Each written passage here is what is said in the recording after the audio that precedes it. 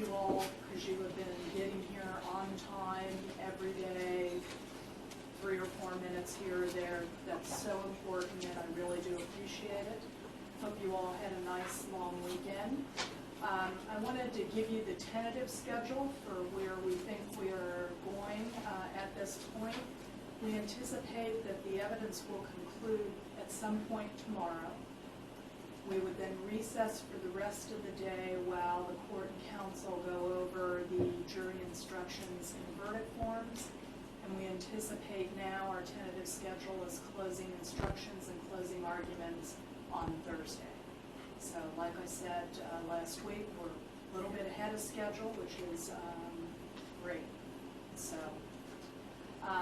we're back to you, Ms. Wright. You may call your next witness.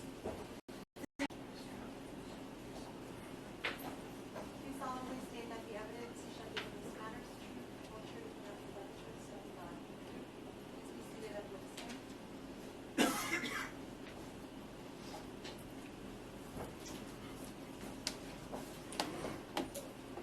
Please state your full name and spell your first and last name for the record. Laura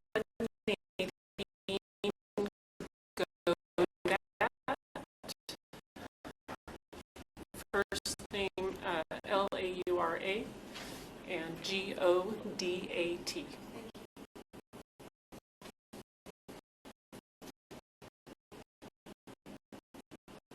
Good morning, Dr. Godat.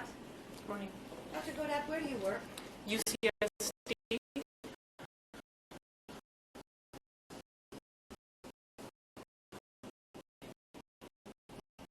How long have you worked at UCSD? I've been there since 2012.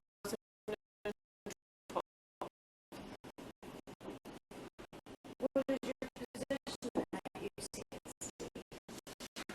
I'm a trauma surgeon and acute care general surgeon. Where did you work before you got hired on at UCSD? I was a general surgery resident before that, so this was my first job.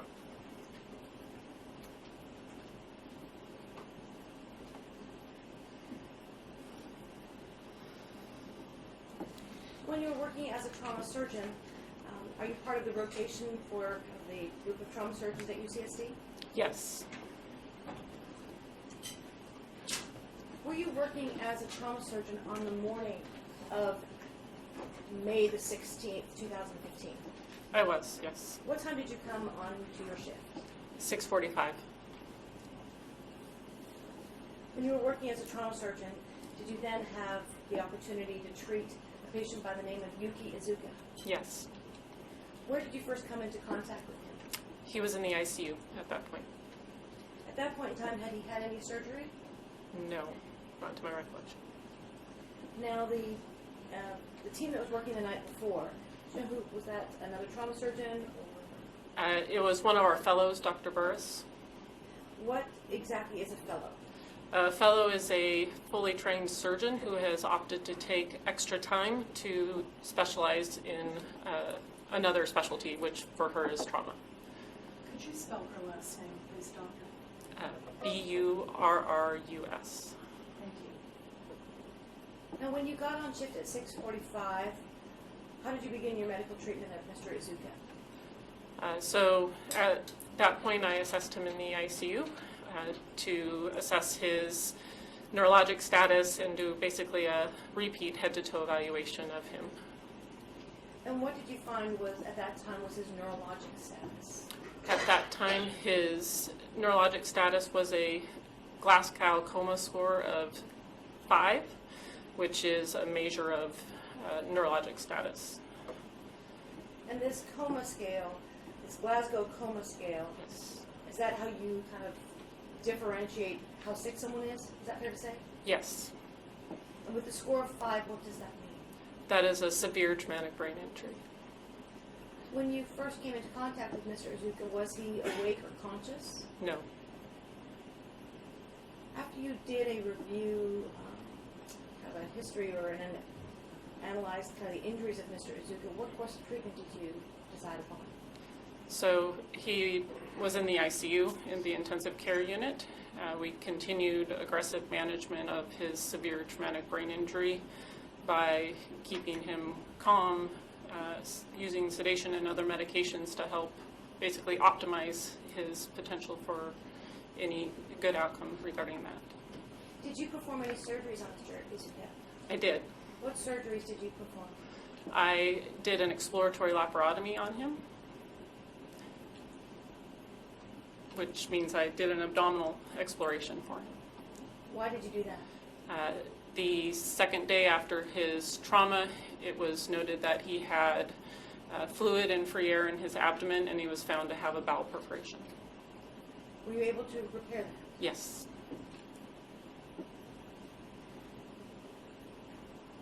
Did you perform any other surgeries on Mr. Izuka? No, that's the only operation I did for him. Now, when you were assigned kind of as part of that trauma team the morning of May the 16th, it would be fair to say at that point in time you were the doctor responsible for his care. Yes, I was his primary physician. And over the course of time that Mr. Izuka was with UCSD Medical Center, did you remain his primary physician, or how does that work? So for our services, we work on a week-by-week basis, and so I was assigned to his case for that week, the rest of that weekend, which it was a Friday, Saturday, Sunday, and then there was a new physician who took over his care on Monday morning, and then we change over service every 7 days. And for the amount of time that Mr. Izuka was in the ICU, did you treat him more than just that one weekend? I was also on the ICU team, so I would have rounded on him, but I was not his primary team again in the ICU until I was again took care of him once he was out of the ICU.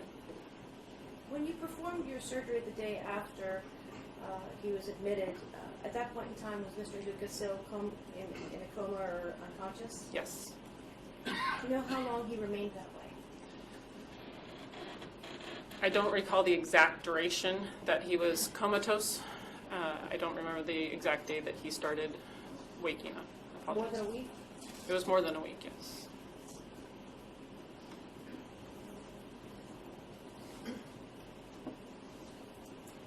Thank you. I have no further questions for this witness. Cross. I have no questions, thank you. All right. Thank you, Dr. Burnett. We'll excuse you.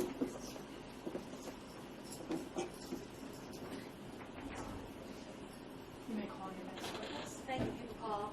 Hannah Talbot, Matamoros.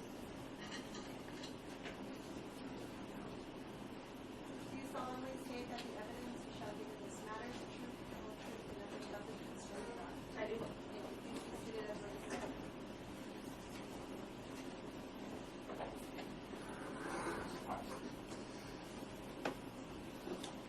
Please state your full name and spell your first and last name for the record. Hannah Mae Matamoros, Hannah Matamoros. Thank you. Good morning, Ms. Matamoros.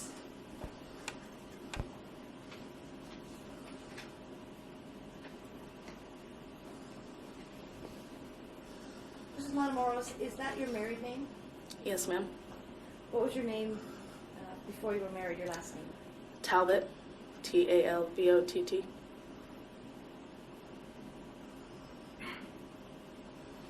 You're here today because you received a subpoena from the DA's office, isn't that right? Yes, ma'am.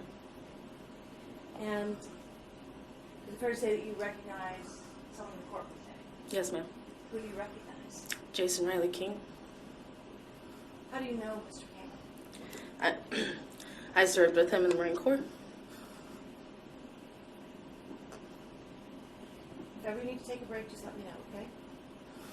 Is that a yes?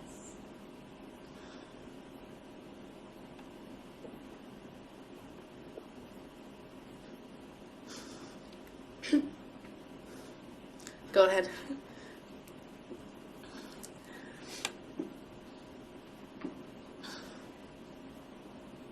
Were you and the defendant, Mr. King, were you assigned to the same unit or squadron? Yes, ma'am.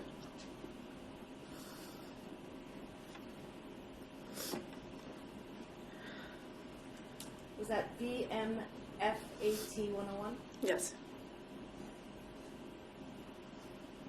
did you do in that squadron? I was an F-18 avionics technician, ma'am.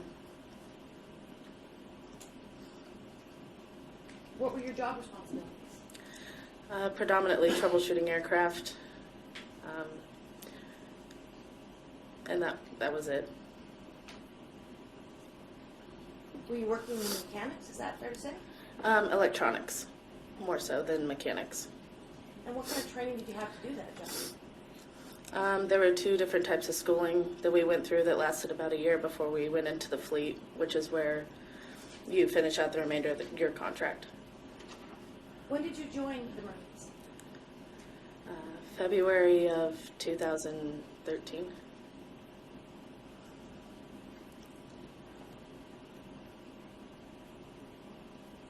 How old were you when you joined?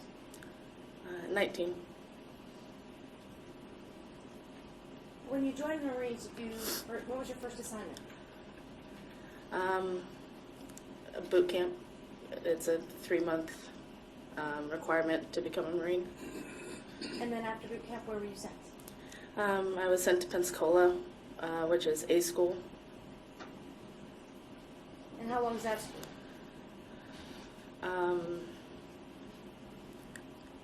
I don't remember.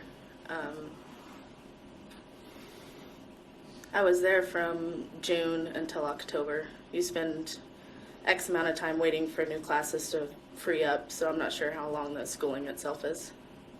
But during that entire 4-month period or so, you were in Florida, is that right? Yes, ma'am. Where did you go after Pensacola? Lemoore, California, for C school. And what did you learn at C school?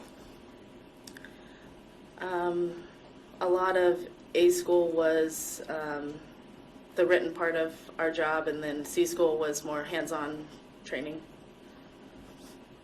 And was that hands-on training in electronics for the aviation electronics, is that right? Yes.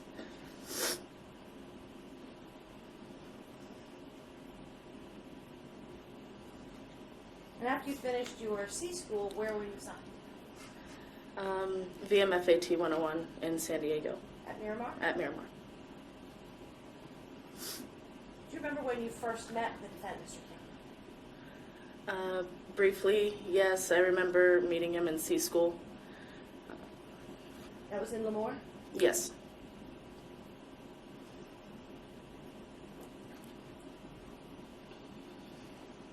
You mentioned that you joined the Marines when you were 19. Did you have to go through any sort of a class when you joined the Marines or get any information about driving on base because you were under the age of 25? I don't recall.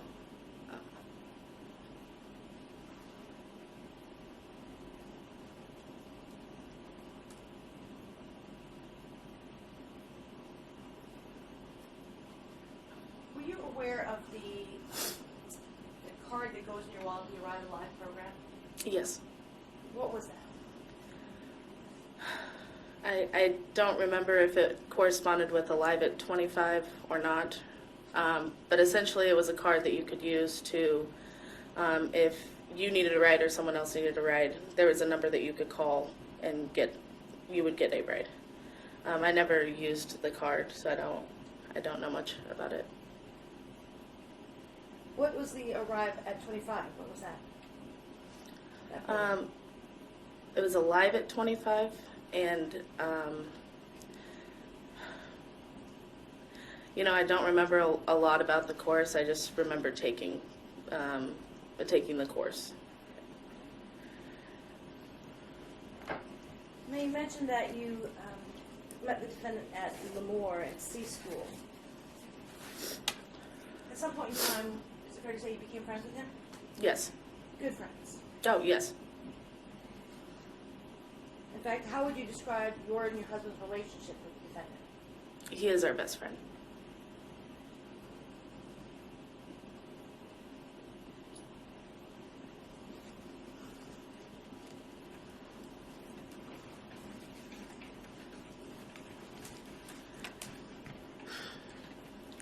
Do you remember a safety standout on May the 7th of 2015? Yes. What can you tell us about that safety stand now? I'm not sure how often it's required, but it's a requirement as per the Marine Corps. And everyone in your squadron is supposed to attend.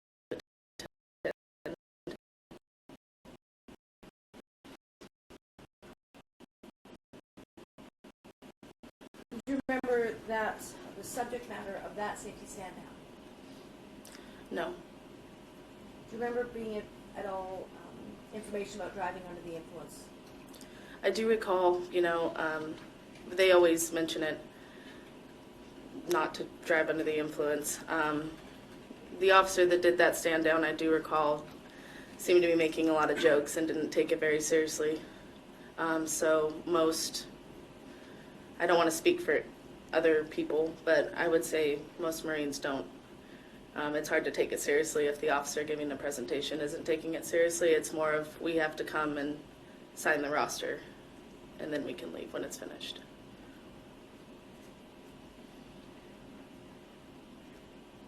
Now, at your squadron, was there any sort of signs or anything like that that dealt with driving under the influence? Yes, I'm sure there were. We had a lot of different safety signs. It was a part of a program. It's actually called the safety program.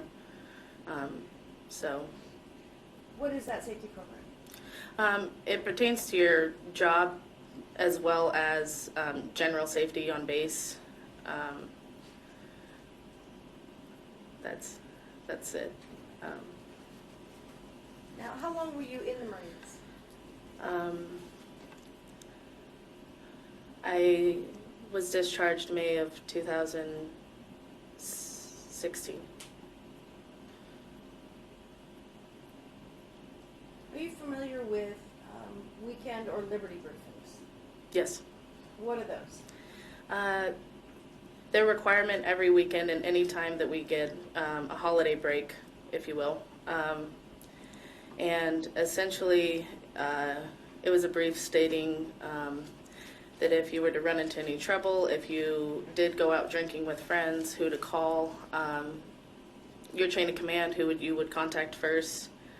And it was essentially just a reminder to not, be aware of where you're at and make good choices. And during any of those liberty briefings, was the topic of driving under the influence ever discussed? Sustained, absent further foundation. At any of those liberty briefings that you attended, did the defendant ever go to any of the same liberty briefings that you went to? We didn't go together because we were in different areas of the command, but his shop would have performed the same one that my shop would have performed.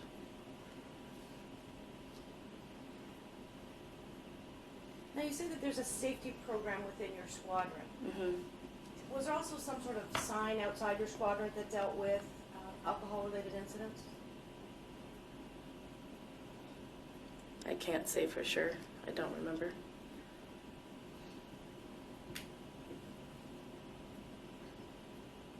Now, the safety stand down that was on May the 7th, 2015, do you actually remember seeing the defendant, Jason King, at that safety stand down?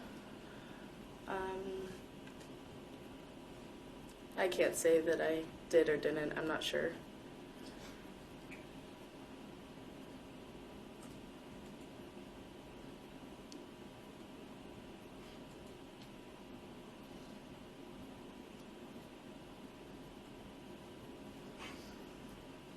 Now, when you say that you were good friends with the defendant, did you hang out with him in your off time as well as within your squadron?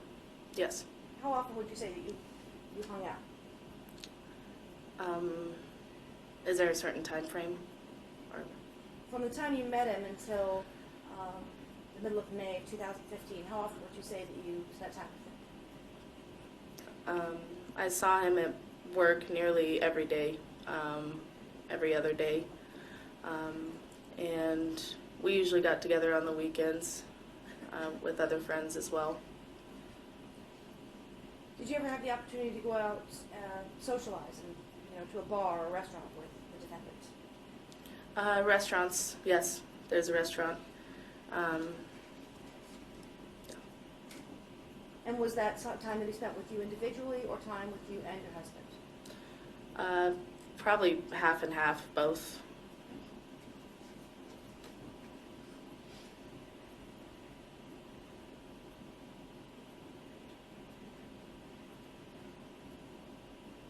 Now, did your husband also work at MCS Miramar? Yes, he did. Now, when you went out with the defendant, did you ever have any concerns about his drinking? How much alcohol he consumed? Objection, Overruled. Thanks. I'm sorry. Can you repeat the question? When you went out with the defendant, Mr. King, did you ever have concerns about how much alcohol he consumed? No. Was there ever a time when you had him over to your house where you had concerns about how much alcohol he was consuming?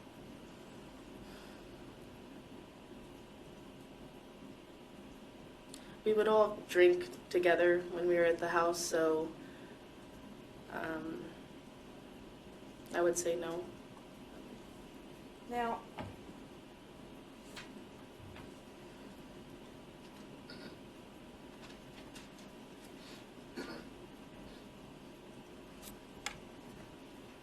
had you ever driven in a car with the defendant, Mr. King? Driven in a car with? Yes, when he was driving. Yes. And had you driven in his truck? Yes. He has 2 or 3 trucks. And had you driven in each of those? Yes. I'd now like to take you back to the night of May the 15th, 2015. Was your husband deployed at that time? Yes, he was.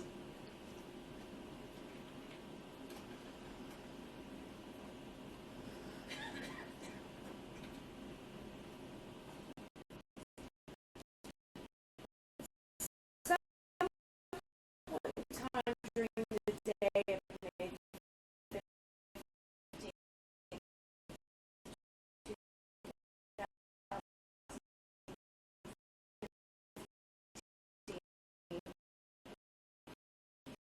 did you make plans to meet up with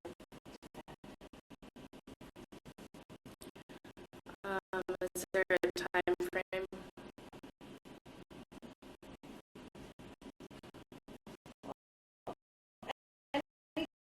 time during that day on May the 15th, 2015? Did you make plans to meet up with the defendant, Mr. King? Yes. How did the plans come about?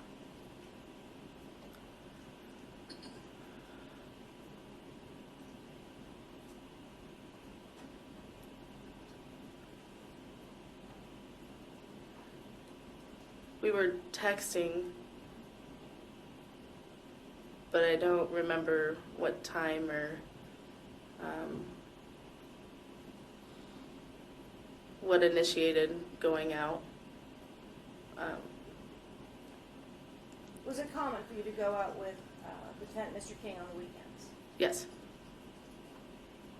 And when you started texting, do you remember what time of the day that was? No. Do you remember whether or not he was with other people when you started texting? I reread my statement, and I'm not trying to be hard to work with. I just really don't remember a lot. I remember that he was with a good friend of his, and they were with his parents at a motel or a hotel. When you say that you read your statement, is it true that you gave a statement to these officers just a couple of days after the crash? Is that right? Yes. And the officer actually recorded your statement. Is that right? Yes. And you had an opportunity to read that this morning. Is that right? Yes.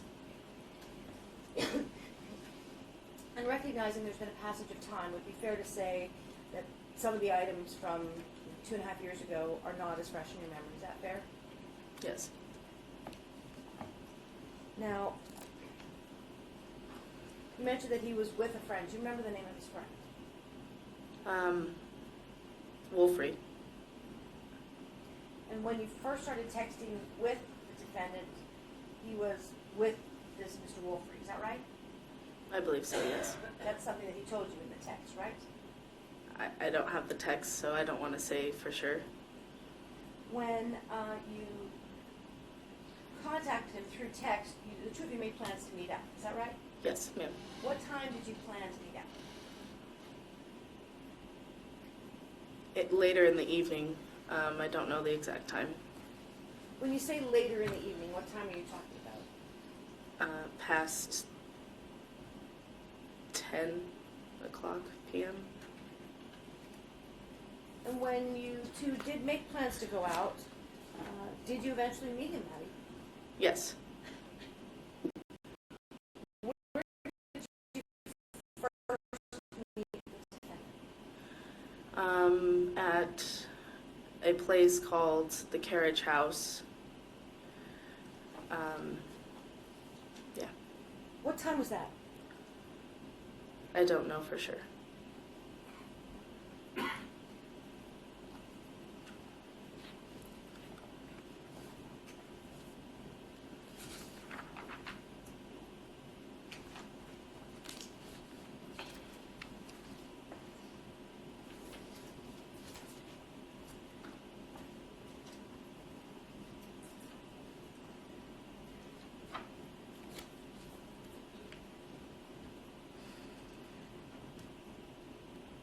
Did you and the defendant, Mr. King, did you actually go into the carriage house?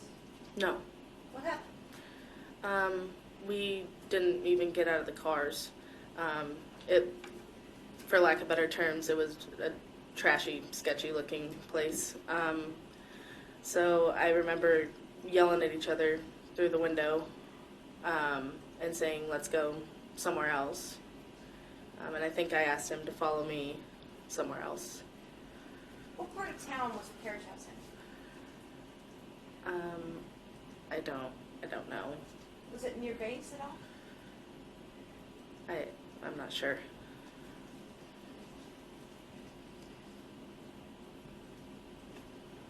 Where did you decide to go after the carriage house?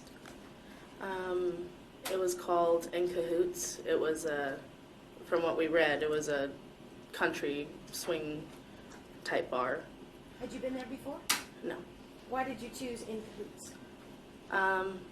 We both like country music, so that was pretty much the deciding factor. Were you the one that decided to go to In Cahoots? More than likely, probably. And when you got to In Cahoots, what time was that? It was late, but I'm not sure what time it was.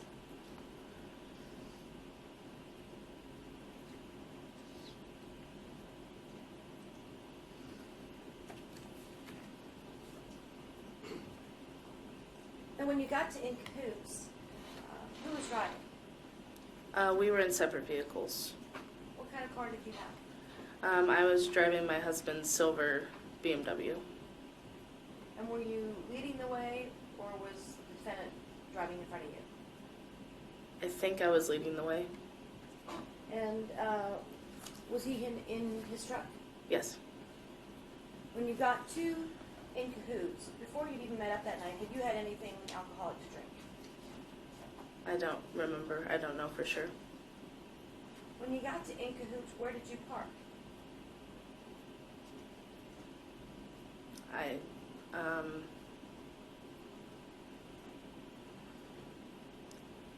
I don't remember specifically where I parked.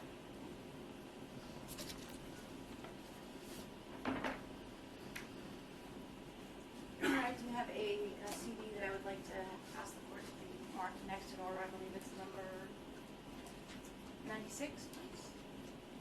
96.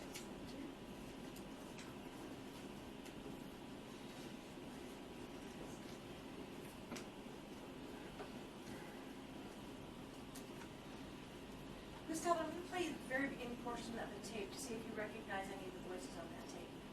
Okay? And this will be the CD, and this will be what was marked as exhibit number 96.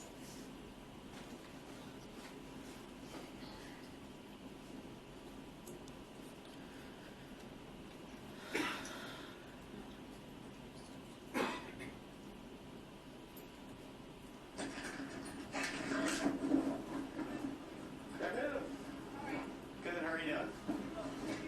Yeah, sure. Ms. Matamoros, do you recognize that voice?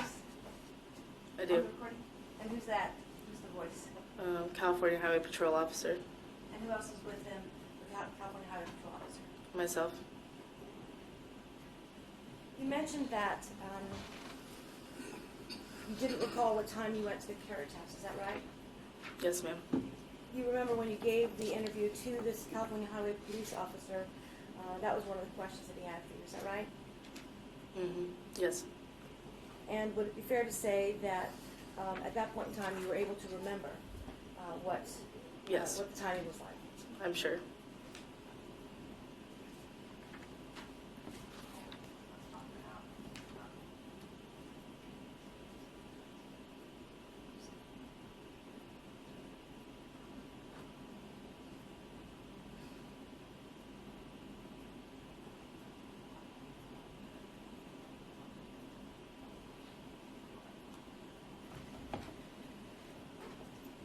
We'll get back to the timing of when you got to In Cahoots and what time you met up at the carriage house. When you got to In Cahoots, do you remember where you parked? No. Do you remember being there any issue between where you parked and where the defendant was able to park his truck? I remember moving my car so that he could park his truck because it was too big to fit in a parking spot. When you got first to the In Cahoots, is it fair to say you found a spot and then moved your vehicle? Is that right? Yes. When you were parking at the at In Cahoots, how close were you, or how close was the defendant's truck to the actual restaurant bar? I think in my statement I said 2 or 3 rows back. Do you actually recall it being that close? No, I don't know how close it was. When he parked his truck, what was the next thing that happened? I parked my vehicle and walked to his truck, and some man approached him, and I don't remember what he said, but they were just talking about his truck. Now, this truck, could you describe it for us, please? It's white. It's a Ford. I don't remember if it was a 6.7 or a 7.3 Power Stroke. What does that mean? It's a heavy-duty truck. It's a big truck, right? It's a very big truck. And was the truck actually, so it had some sort of a lift kit or something to make it even bigger or taller? It likely did, but I'm not sure if it had a lift kit. You mentioned, when we go back to time here, you mentioned that you didn't remember what time you got to the carriage house. Is that right? Mm-hmm. Is that correct? Yes. Referring court and counsel to page 7 of transcript. The first one I provided you with the net transcript number 9587 on the front. Oh, actually, so we begin at 6 on line 20.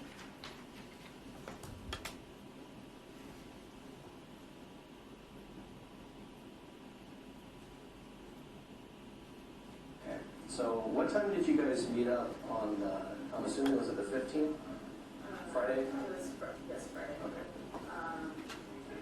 Roughly around 23:30. And where did you meet up at? The bar includes, You guys didn't meet up at a bar prior to that and decide not to go to that bar and go to Increase instead? actually, yes, we met up at the carriage house. And about what time was that at? Moments before, probably 23:15, 23:20. Where's it?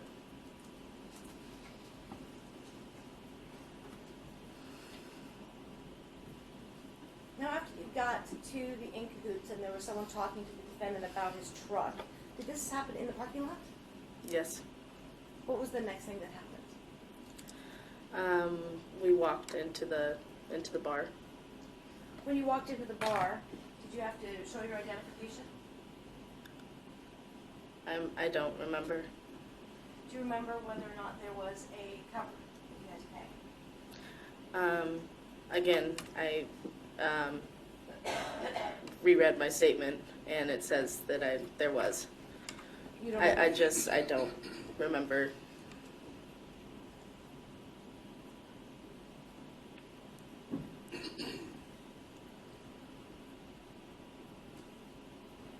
Now, do you remember whether or not you paid the cover or the defendant did? I did. Did you pay it for both of you or just for yourself? In my statement, it says I paid for both of us. I'm saying that just because I don't want to give the wrong information. I just don't remember.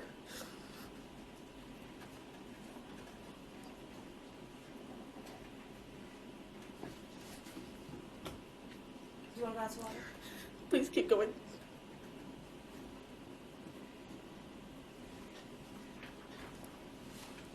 What happened when you first got into the bar in cahoots? I remember seeing a dance floor, and there was a lot of old Western pictures on the wall, and we were looking at the pictures. I remember getting a drink at the bar, and then going to see what was upstairs. When you first got into the bar, do you remember do you remember whether there was like an area where you could pick up shots or anything like that? Yes, there to the right. Actually, there was a place you could do that. And when you walked into the bar, did you actually then buy any shots? Yes, And who actually paid for those shots? I'd have to look at. I'm not sure. Do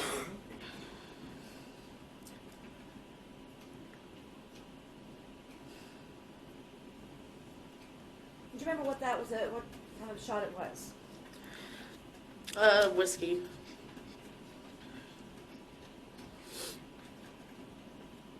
What happened after you?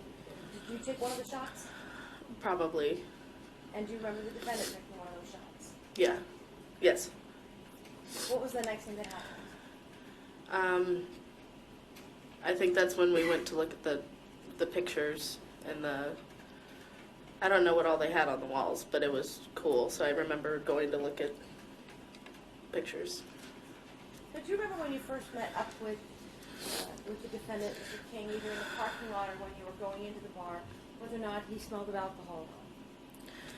I didn't notice until we got into the bar. And could you describe the smell of alcohol? Strong, weak. I don't recall the potency. I just remember smelling the alcohol.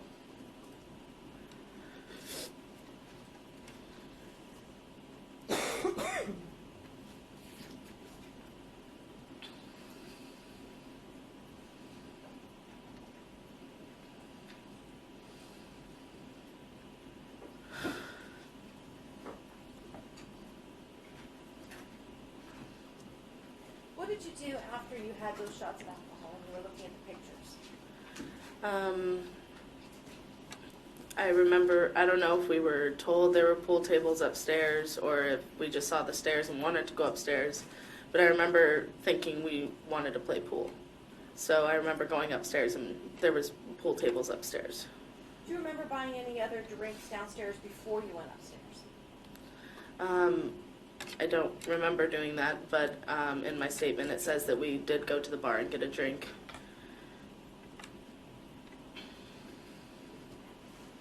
Do you remember what the drink was? An AMF. It's a mixed hard alcohol drink. Is that a drink you've had before? Yes.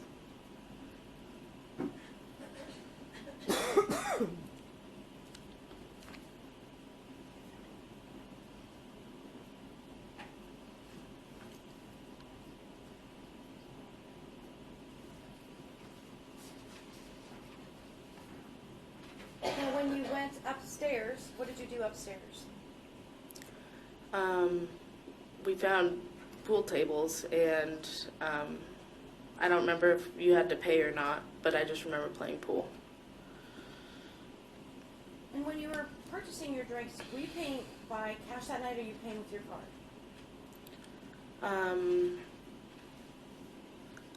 Both, I think. Probably cash, because I pulled out cash. Just knowing myself, I would probably pay cash first. And that evening, were you responsible for paying for your own, or did it kind of go back and forth? How did that work? We were close enough that I think it was just whoever had money to pay would pay.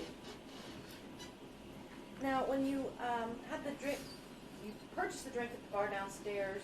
Did you stay downstairs, or right away did you go upstairs to play pool? I'm not sure.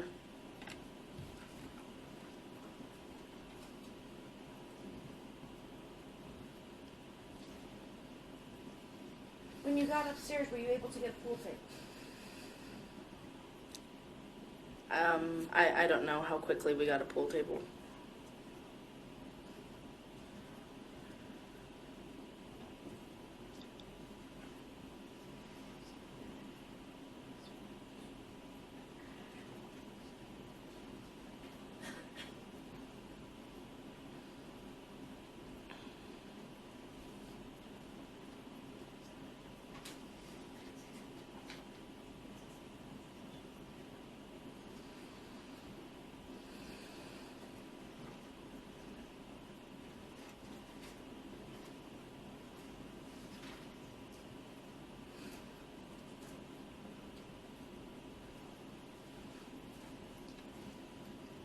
Now, how many games of pool did you play? I don't know. At some point in time, did you order additional drinks when you were upstairs? There was a bar, I think, or a small bar up there. And I believe we did order a drink. I don't know. I don't remember what it was. Now, you were driving that night. Did you live on base at that time? No, I did not. Where did you live? I lived off base with my husband. How far did you live away from base?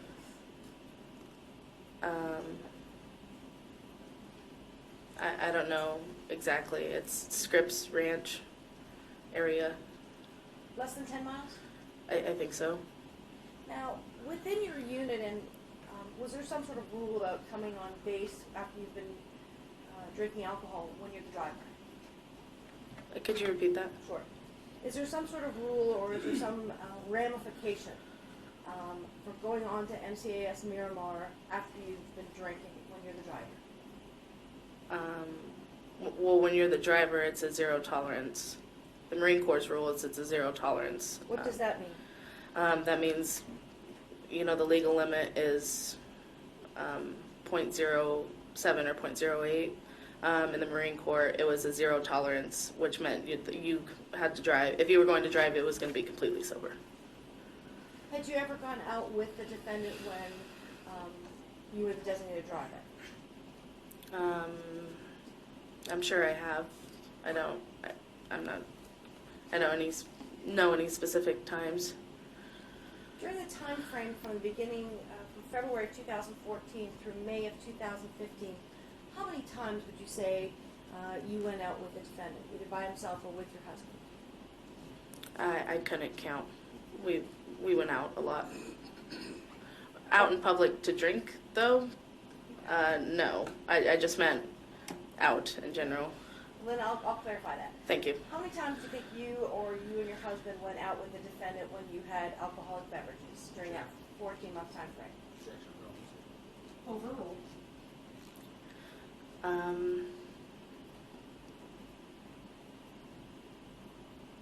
So within a year's time frame, Once a month? Twice a month? I'd probably say 2 to 3 times a month.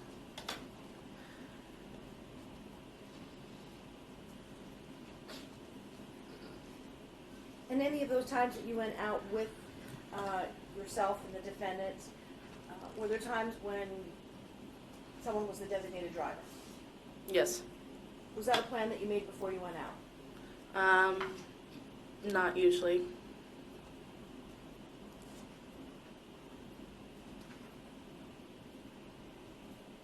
When you went out with the defendants on those 2 to 3 times a month when you've been out drinking with either yourself and the defendant or yourself and your husband and the defendant, were there times when you took a taxi or an Uber home? Yes. Taxi, I don't believe so, but an Uber, yes. And a lot of times there was a lot of us Marines that would go out together, so. You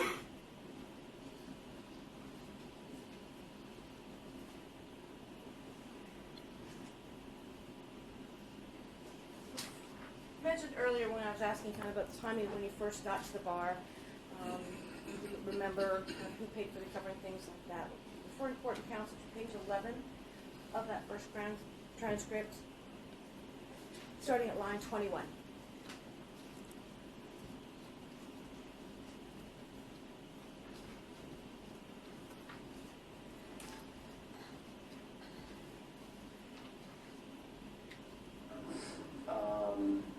Did you pay a cover ticket? Yes. Do you remember how much that was and how you guys paid? I ended up paying Thursday, Tuesday, I think it was in cash. What was it, $6? Okay. So you ended up paying for both of you to get in, or Yes, just you? just because it was convenient. All right. So you paid for, you got the cash, paid for the cover. You guys get inside, and at what point did you notice that he smelled like you'd been drinking? There was, when we first walked in, there was a shop bar, or a shop something, and an actual dance floor, and it was right by that shop bar that I noticed that he smelled like he reeked of the alcohol. So pretty early on then, it sounds like. Okay. And what was the first thing you do when you get into the bar? What happened?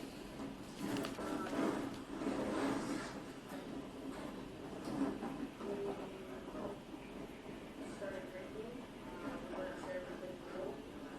Kind of walked around with the pictures, and stuff, and played pool. Okay.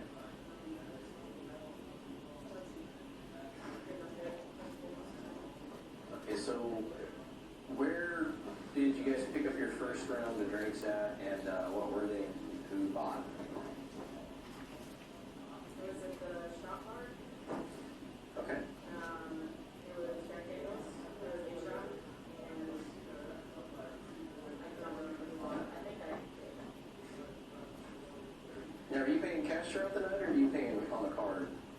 I used my card at one point, I believe, but I mostly paid in cash. And I believe he pulled out cash as well.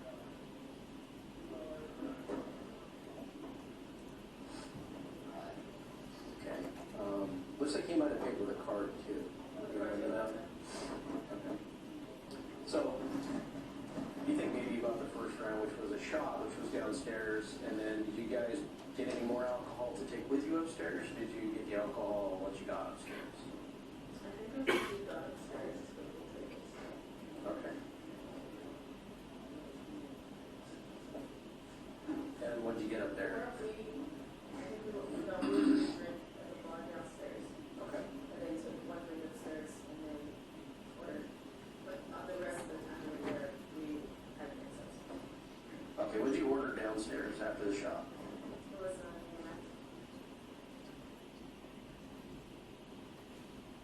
Now, you mentioned that when you went upstairs, you played pool. How long would you say that you were playing pool?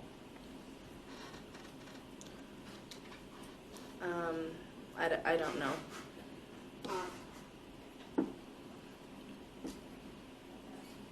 Could you describe the defendant's demeanor when you were playing pool? I remember that he was really clumsy. I was falling on his pool stick. I remember that. And what did you do?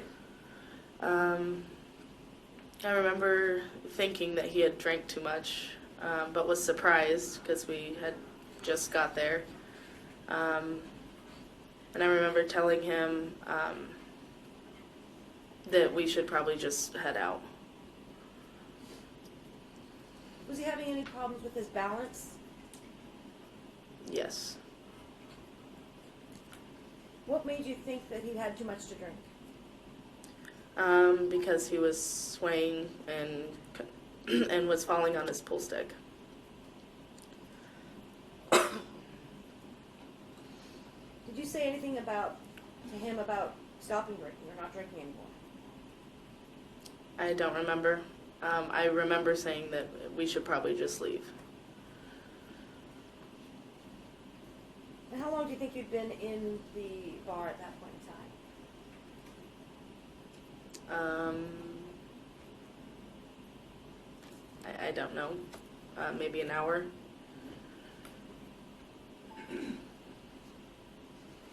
During that time that you were playing pool, did you have any other alcoholic drinks?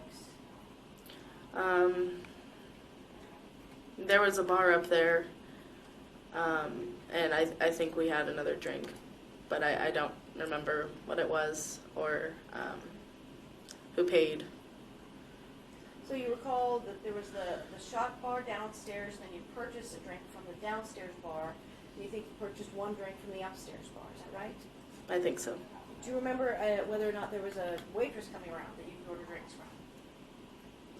That I don't remember. And how many drinks you had in total do you believe you had that night? I believe I had 2 to 3.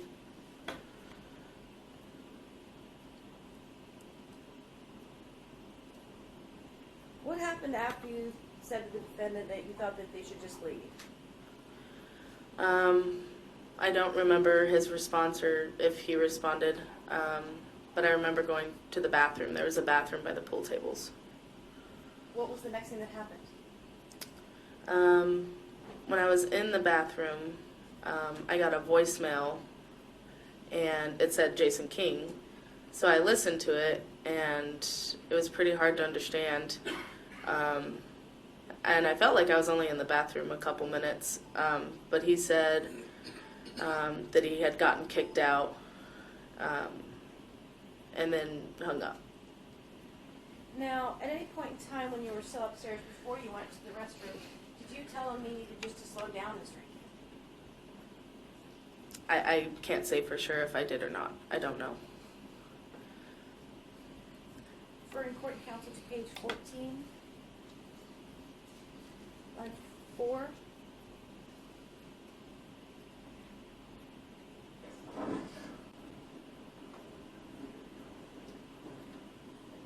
That's when I noticed, once we were upstairs, really was kind of falling all over the place and stand up straight on his pool stick. That's when I told him that he needed to slow down.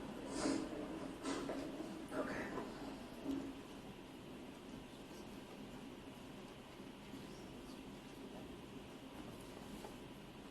Now, you said you received a voicemail from the defendant, is that right? Yes.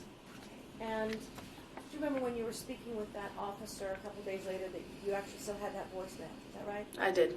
And you played it for the officer, isn't it true? I did. Do you remember what that voicemail said?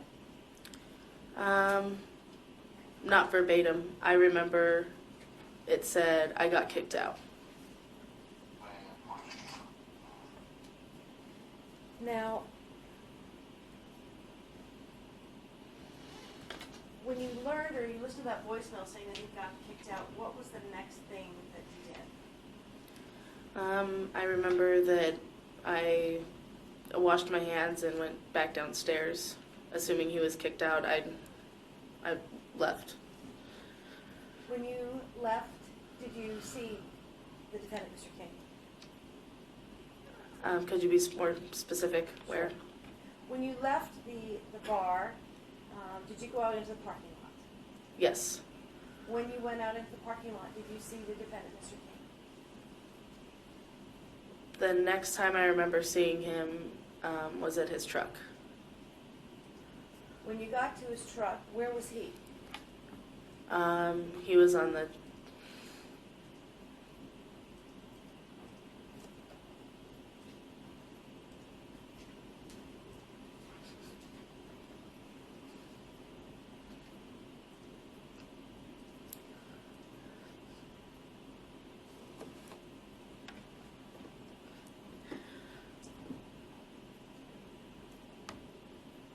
want to take a minute?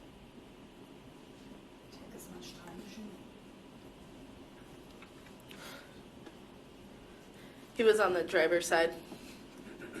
Was he outside of his truck? Yes. Was he on the ground?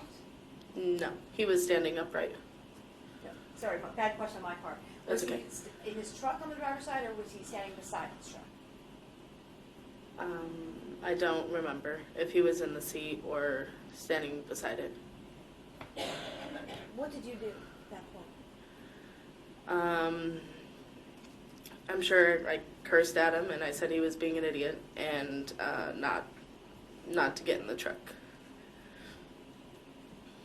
At any point did you ask him for his keys? Yes, I did. How many times? That I don't know for sure. More than once? I don't know specifically how many times. And how did the defendant respond to you asking for his keys? He was not very happy.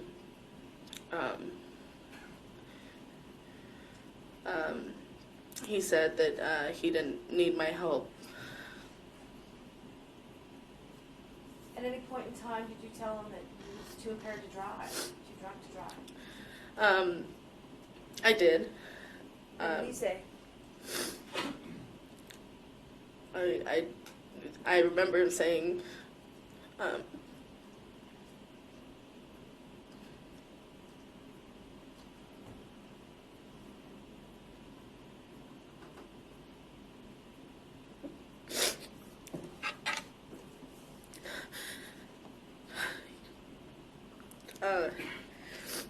he got himself there and he could get himself home. How did you respond to that? It shocked me because if you knew him, he's very passive and non-confrontational, easygoing. So it was at a normal forum.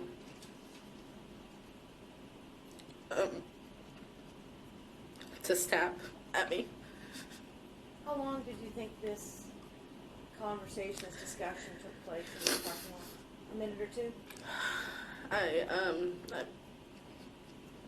I don't know how long it took place. Would it be fair to say that you were probably shouting at the defendant? More than likely. And he was shouting, I'm sure he was shouting at me. At one point in time, did you actually tell him that he was in no condition to drive? I did. How did he respond? The biggest response that stuck with me is that he got himself there and he could get himself home. All right, this may be a time to take a brief break this morning. All right, let's go ahead and take our morning break. We'll be in recess until 10:25. 10:25. I'm fine with the way we're using the tape now. You're using it after she has said she can't recall something. The problem is, as you know, the local rules require that the jury get a transcript whenever you're using a tape recording. You have not provided a transcript to the jury. It is at times difficult to hear that tape. There's disturbance on the tape, etc. So I do think if you are going to use the tape again, you should distribute a transcript to the jury and they ought to be able to look at it. Certainly, Rob. Actually, Your Honor, I have no objection in principle to this, but what's happening here is the prosecution is selecting a portion of the transcript to impeach, not the entire transcript. And I would object to the jury seeing an entire transcript. I think what they're entitled to see is the impeaching portions, but not the entire transcript. But there's no way to accomplish that, sir. There's no practical way to do that. I would assume both sides would want to refer to parts of the transcript, perhaps, in examination of her.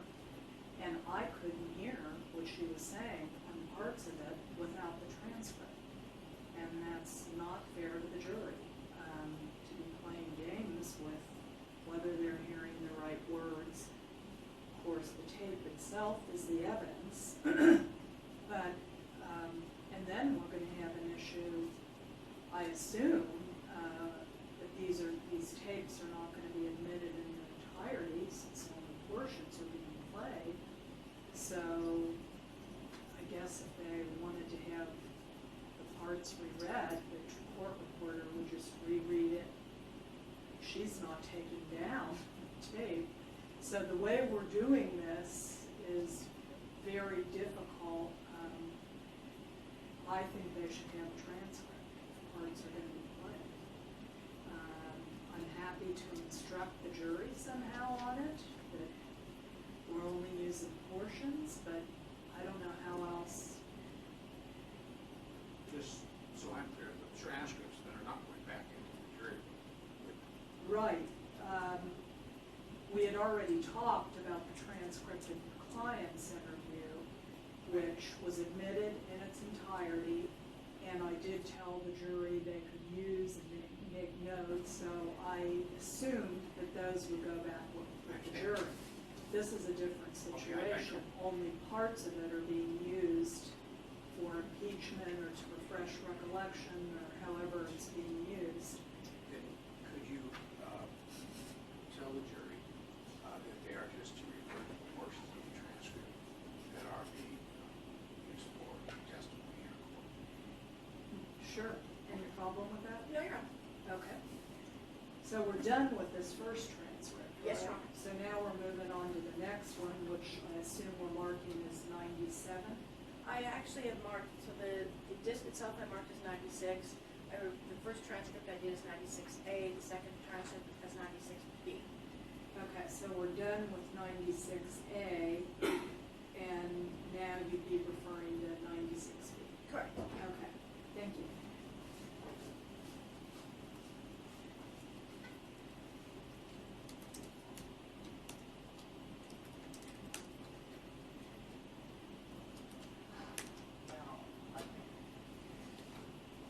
Okay, thank you. Each is drinking one. That's 3 drinks each so far, one of them double.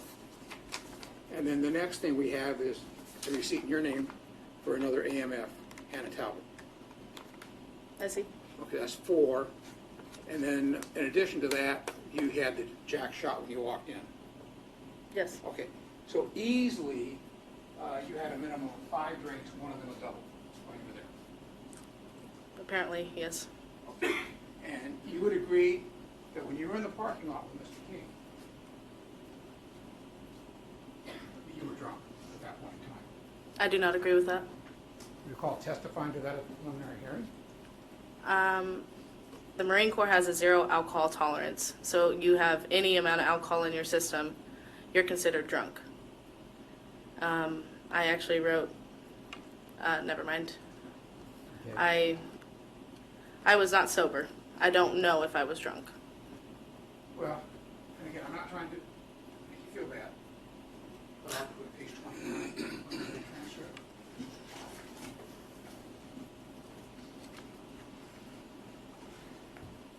Line 24 through page 30, line 1.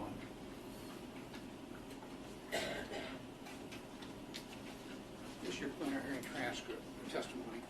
I'd just like you to refresh your memory by reading from this is page 29, line 24.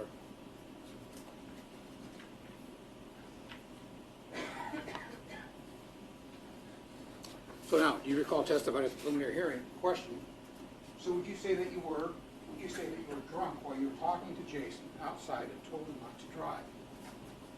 Answer, I was. So let me ask again. At the time that you were talking to Jason in the parking lot, you would admit that you were drunk at that point? Yes, sir. Okay. Now, did you go into the restroom after you finished the last drink that you had? Or did you come? I went into the restroom after I talked to Jason. Okay, after you talked to Jason at the pool table? Yes. Okay. And when you went in the restroom, it was there wasn't a line or anything like that. You just were able to go right in. I believe so. I don't know for sure if someone was in there or not. Okay, but that's your best recollection. Yes. Okay. Now, the last drink, I should have, let me show you one other thing on the alcohol. The last drink you ordered was about 1:08 according to the bar information.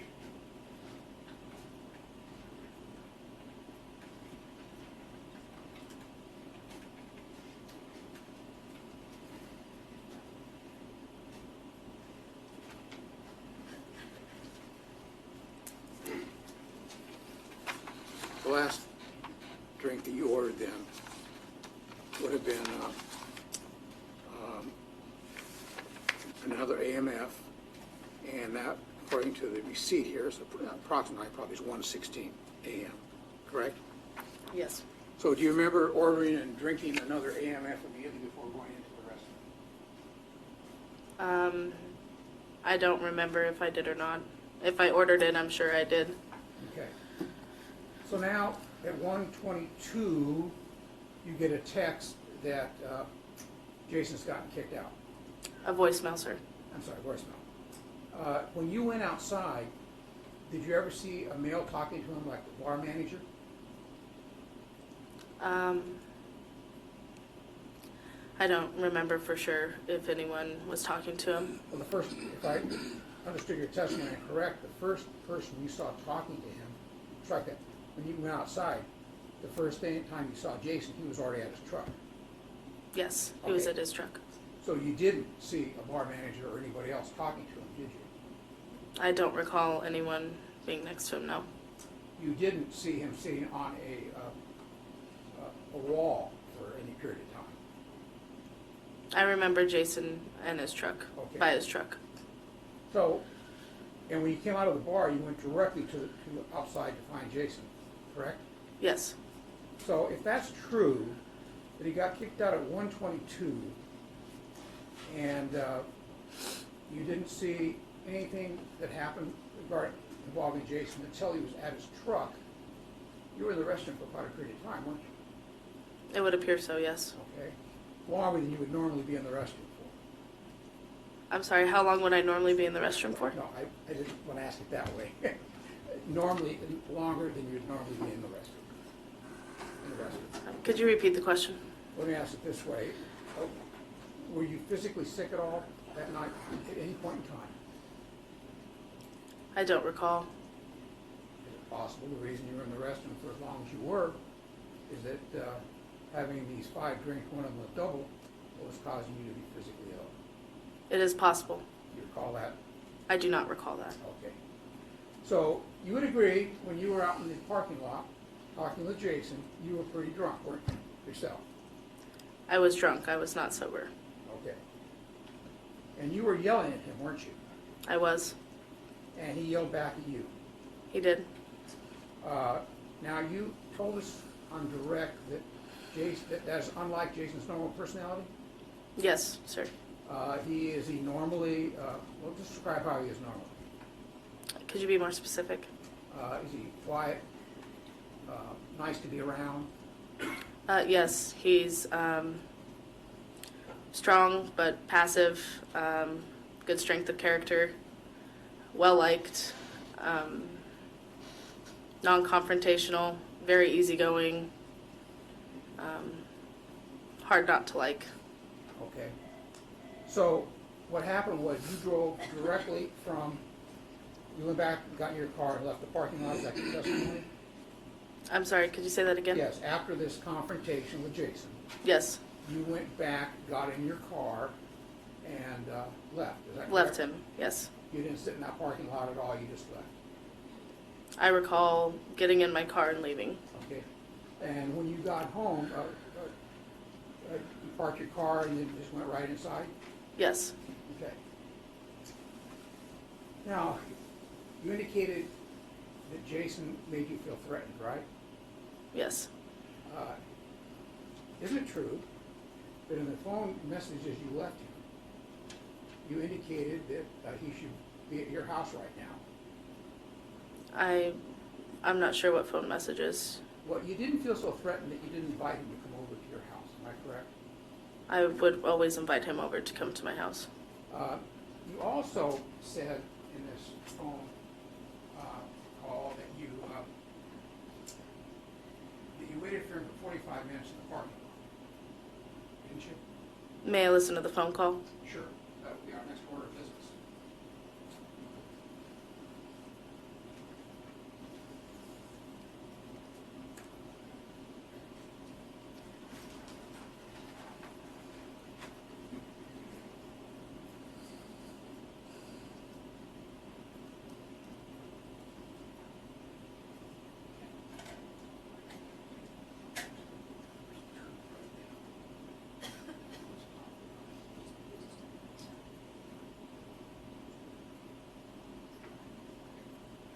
I have a transcript here to pass off to the jury. Okay. Is this a separate CD? Yes, it is. And it's been marked as? Next order, which is Next order would be 97. 97. Transcript would be 97A. Okay.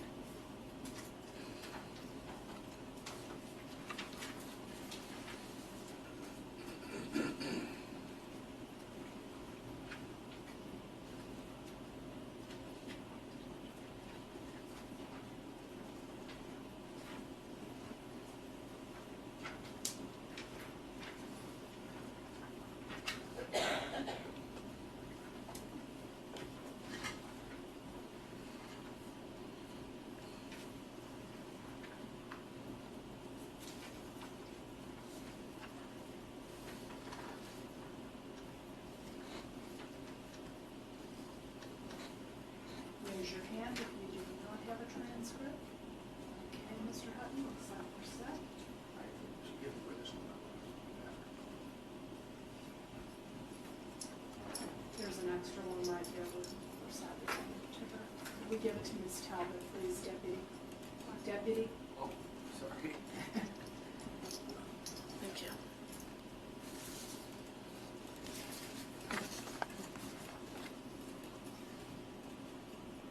Would you like us to play it? Please.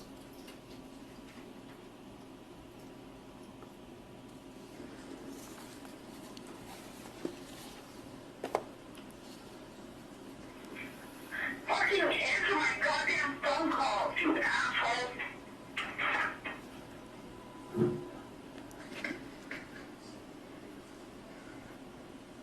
That was from Hannah May 16th. There's another one from Hannah May 16th.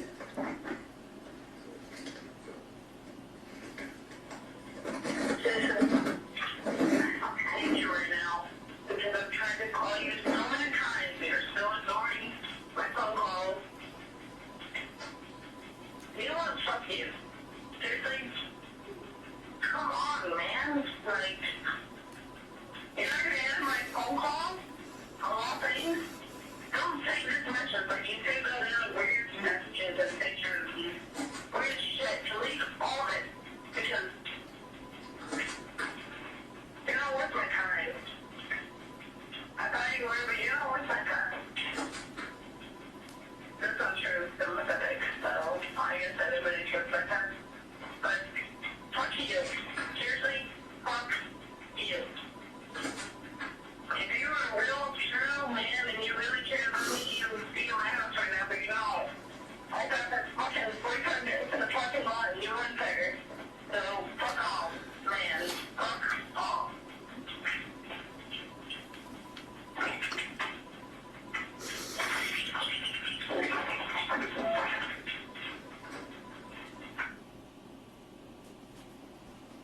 So which parking lot did you sit in for 45 minutes that night?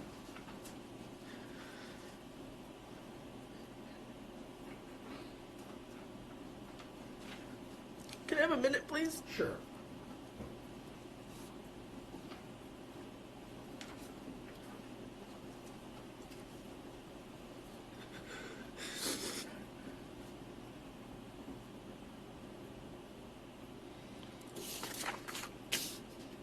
I don't know what parking lot I sat in for 45 minutes. You know you didn't sit in a parking lot at your residence, correct? I don't know.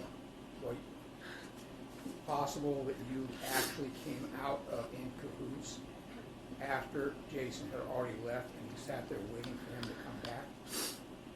I don't know. One of the two parking lots I sat in apparently for 45 minutes. Okay. My question is this. What happened in your life after this event was your phone started blowing up the next morning about from other Marines as to what had happened, correct? Yes. And then the next thing that happened is you had Officer Clint Scales approaching you on base when you're at work, correct? I did? That was on the 18th, which is essentially 2 days later. Yes. Okay. And is it possible that your testimony, let me ask you this. You've had situations, haven't you, where you had too much to drink and just couldn't remember what you did the night before? Yes, I have had those situations. And in fact, one of those situations you actually called and asked Jason to fill you in as to what you'd done the night before. Do you remember that? No, I wouldn't be surprised if I would ask him to do something like that, though. Okay, you recall, again, you understand, Jason's on trial here, and I'm not trying to embarrass you. You're not embarrassing me. Okay. And I'm well aware that Jason's on trial. I know. You remember calling once upon a time that I don't remember what happened last night. I remember drinking islands. I don't know what I said or what I did. I'm sure I did something stupid, ignoring me. Please call me back, please. Does that sound familiar? I'm going to object relevance. Overruled. The date goes completely separate, Your answer? Could you say it once more, please? Sure. Do you remember calling Jason? Jason, I know you're at a meeting. I don't remember what happened last night. So I actually remember drinking islands. I don't know what I said or what I did. I'm sure I did something stupid. You're ignoring me. Please call me back, please. Hope to talk to you soon. Bye. I would have probably called him with something like that. Okay. Do you want to hear it or I would rather not. No, I thank you. understand. Okay. So my question is, you've had situations where you've drank so much that you have a hard time recalling what happened the night before. Yes. Correct? So here's my question. This night, where you had, we know at least 5 drinks, one of them a double. We know the AMFs are doubles. So you had basically, we're talking single drinks, at least 8. You had a hard time recalling all the details when you talked to Clint Scales 2 days later. Isn't that true? Yes. And so let me ask you this. Is it possible when you said on the voicemail to Jason that night, I sat in the parking lot for 45 minutes waiting for you, is it possible that you got it wrong? That you walked outside, Jason was gone, you sat for 45 minutes calling him on the phone, he never came back. It's possible. And it's possible you got it wrong when you told Clint Scales that, of the conversation you had with Jason. It's possible. When you found out that these 2 people had been killed, it really bothered you. I mean, it upset you.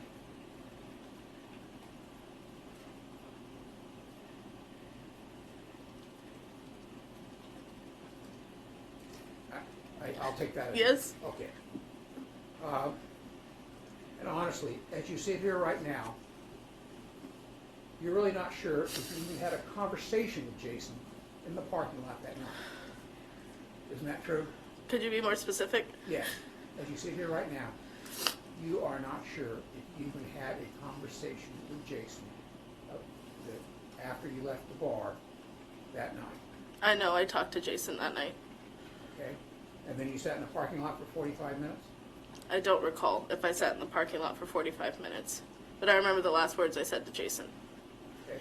But you don't remember the details even all that clearly when you talked to Clint Scales a couple days later. Isn't that true? Yes. Could I just talk to Mr. Casey for a minute? Of course. I just want to make sure that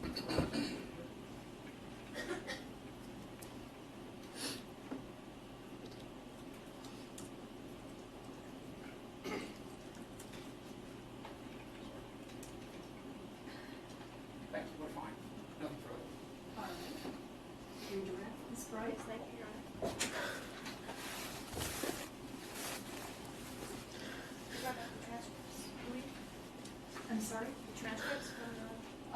Yes, you're not using them on review? I'm not using it. Okay, let's collect those, Deputy. Thank you, just pass them down towards the alternates.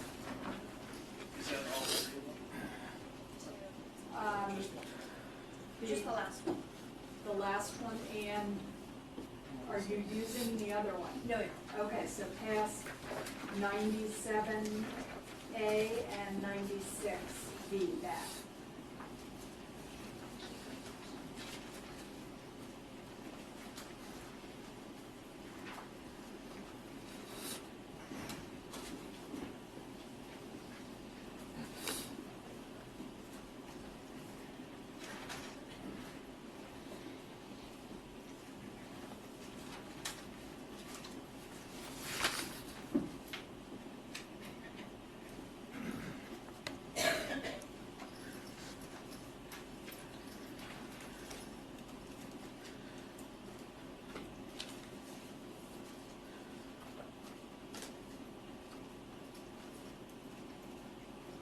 Thank you, Deputy.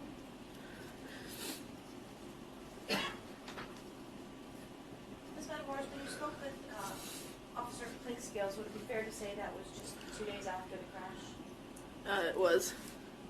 And at any point in time during your discussion, your conversation with him, do you ever remember that you were sick that night?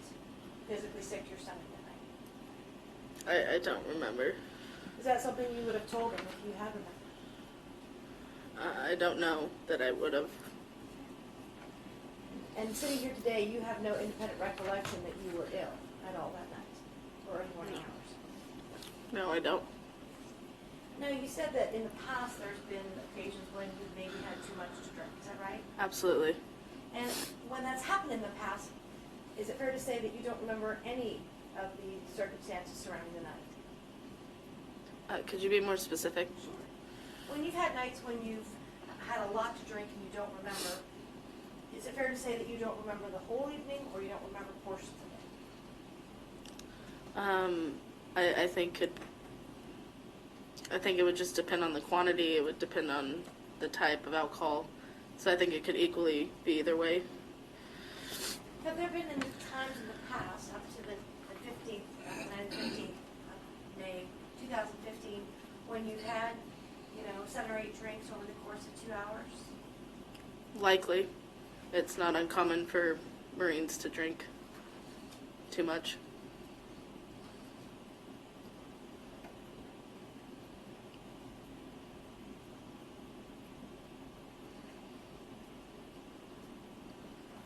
When you spoke with Officer Clinkscale, did you have any difficulty, in understanding any of the questions he asked you? I remember being really distracted. Why were you distracted? Because I was focused on Jason, and I just wanted to know what happened. Do you remember where the interview took place? It was in my staff and CO's office in our shop at the squadron.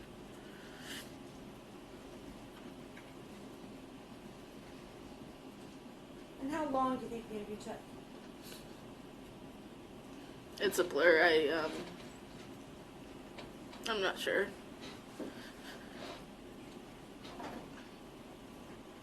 When you say that you know that you talked to the defendant that night and you remember the last thing you said to him, what was the last thing you said to him?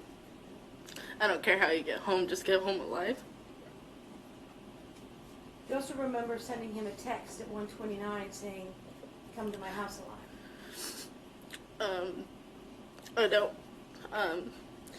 I don't remember verbatim if I did or not.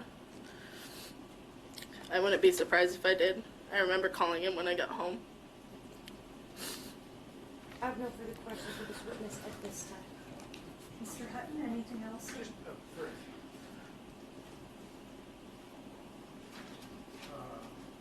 Ms. Bride just asked you about when you don't remember after you've been drinking a lot. You said sometimes you don't recall a whole evening that has happened. I'm sorry, could you... Sometimes you don't recall any of the events of a whole evening. You've had that happen before. I can't think of a specific time, but I'm sure it has. Yeah. Okay. And then the other alternative that was given was sometimes you don't recall all the events of it. That's more common, isn't it? Yes. It's just like when you left a voicemail indicating, I remember I had some islands last night, but I don't know what happened the rest of the night. But that's more common, isn't it? Yes. Okay. And that is the kind of thing that would happen when you would have 7 or 8 drinks, or maybe even more, in a 2-hour period. Correct? Correct. So when you talked to Officer Clinkscales, you indicated you were under a lot of pressure. You were very concerned about what the Marine staff would do to you once they found out all the details. I was. Am I correct that you thought you might be in some jeopardy also? Absolutely. And did it turn out that you were or not in jeopardy when this was all over? Objection, Roberts. Overruled. Could you be more specific as to what type of jeopardy? Did you receive any kind of punishment of any type whatsoever as a result of this incident?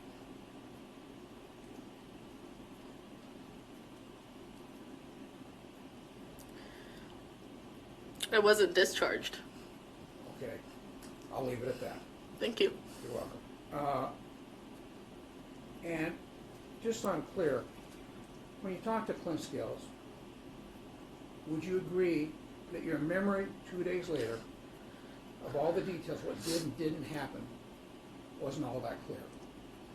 I think that's quite possible. Thank you. That'd be great. Anything else, Ms. Bird? No. Thank you, Ms. Matamoros. We'll excuse you at this time. Subject to recording. Yes. What does that mean? Okay, thanks.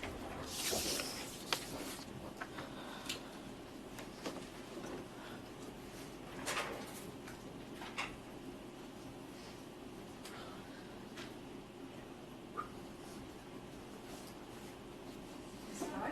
Yes, at this time, I'd like to call Officer Charlotte.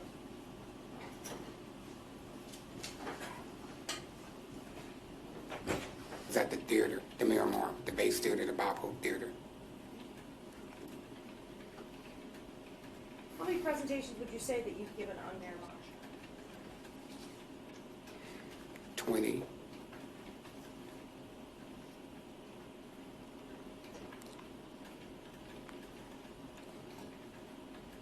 When you go through your DUI presentation, what is the goal of your presentation?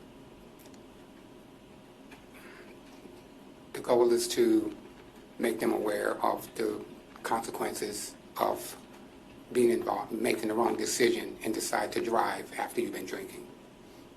At any point in time during your presentation, do you actually go through the dangers of drinking and driving? Yes. What do you say? I explained to them about the consequences of making a correct decision. And once that decision has not been made and you get involved in a crash or an accident, I explained to them the misdemeanor side and the felony side of being involved in a DUI incident. Let's talk about consequences. What kind of consequences do you talk about? Well, I explained to them that if they make the wrong decision and decide to drive, that there's impound for the car, driver's license, suspension. I explained to them the cost of what it costs to actually do the misdemeanor side. I go through the misdemeanor side first because that's normally where I go from, and I explained to them the consequences, the costs, and also the military career, because I was in the military for 20 years, so I explained to them of how it impacted their career of being in the military. You mentioned then after you dealt with the misdemeanor side, then you moved to the felony side, is that Yes, right? and I explained to them the felony side, that if they're involved in a DUI collision or accident, that if someone is injured in their car or in period and they're responsible, that they will go to jail or prison.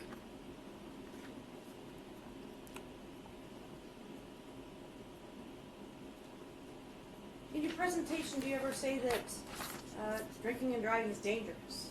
Yes, Is that something that you address with any sort of stories that you tell regarding either crashes or collisions that you've investigated? yes. Do any of those crashes or collisions deal with any fatalities that you investigated?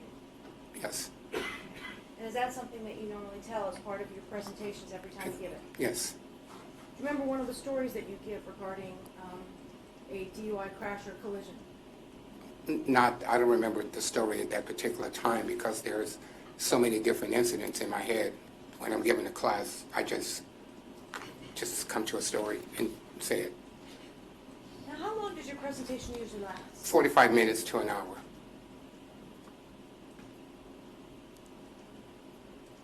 And the time frame that you have, you also cover some other topics such as cell phones or motorcycle safety. Is that right? Correct.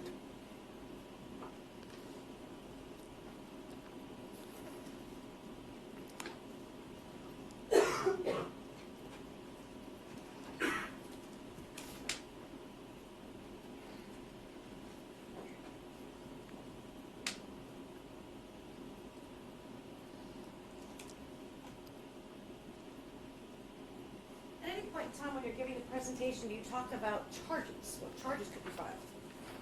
No,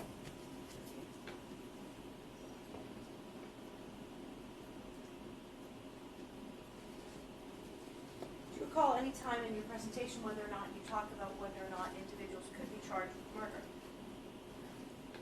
I explain, I don't go into the charges. Most of the time, I explain to them that if they make the wrong decision and decide to drive, and if it's involved in something and they kill someone or seriously injure someone, they will go to prison or jail.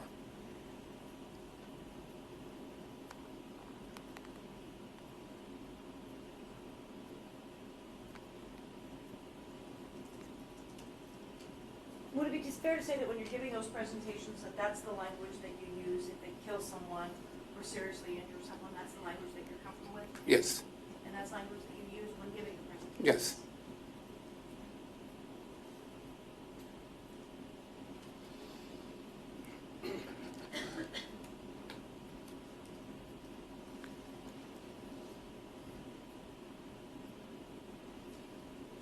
What do you talk about when you're discussing with them kind of how not to get into the situation? Did you deal with that at all? Yes, I talk about catch a cab, walk, make a decision before you decide to go, have a plan.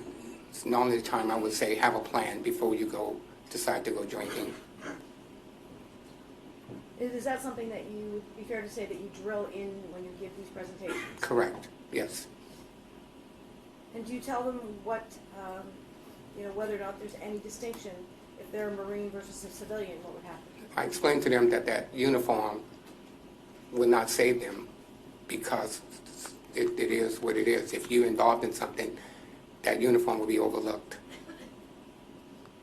What would you say that individuals that are listening to your presentations that you give, the main message that they get from your 45? Forgive me for going out of order here. You were part of actually what were called the Edward units at a time, weren't you? The DUI squad? Yeah. And they were referred to as the Edward units, correct? I don't remember. Okay, we're going back probably 10, 12 years. Yeah, I don't remember. Okay, but those were the units that were specifically charged with just enforcing DUI, correct? Okay. That was your role, right? Okay, correct. Okay. Now again, you took great efforts in these safety stand-downs to make sure the Marines knew that being in the Marine Corps, they're attending a mandatory safety briefing. Mandatory for all Marines. What you wanted to make sure they understood was that we're not going to lower our standards for you just simply because you wear a uniform. In other words, if you do it, we're going to treat you just like everybody else. Correct? Correct. I mean, you're not going to show them any favoritism, correct? Correct. And you also wanted to make very clear to them, however, that also they weren't going to be held to a different standard than the rest of the public, that they were held to the same standard as everybody else, correct?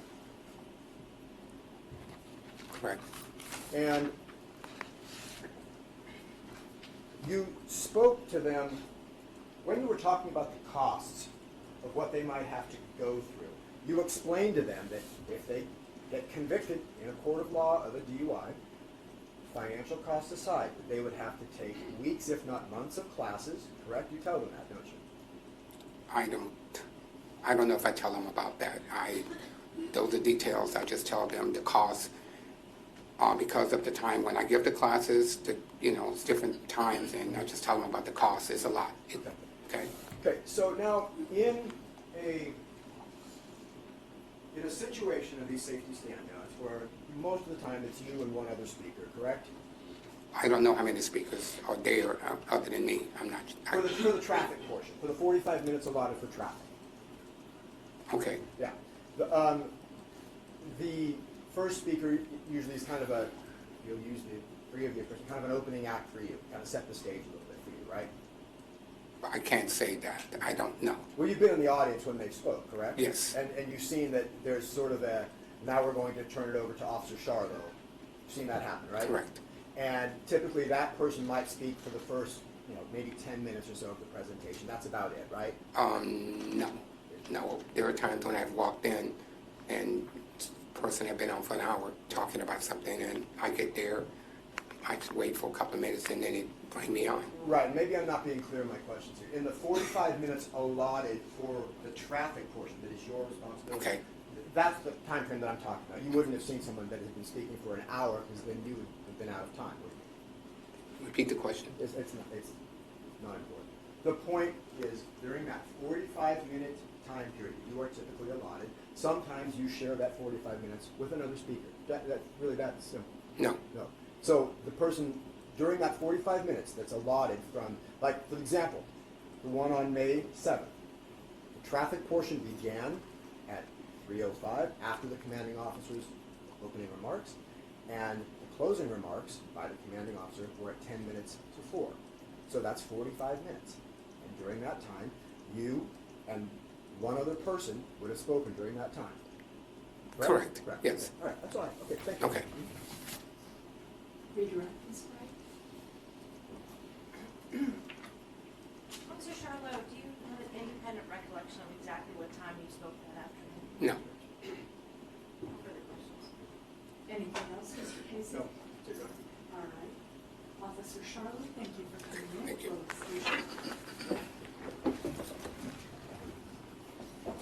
I have nothing more witnesses to look at. All right. Then, ladies and gentlemen, we'll take our lunch recess. We'll see you all at 1:30.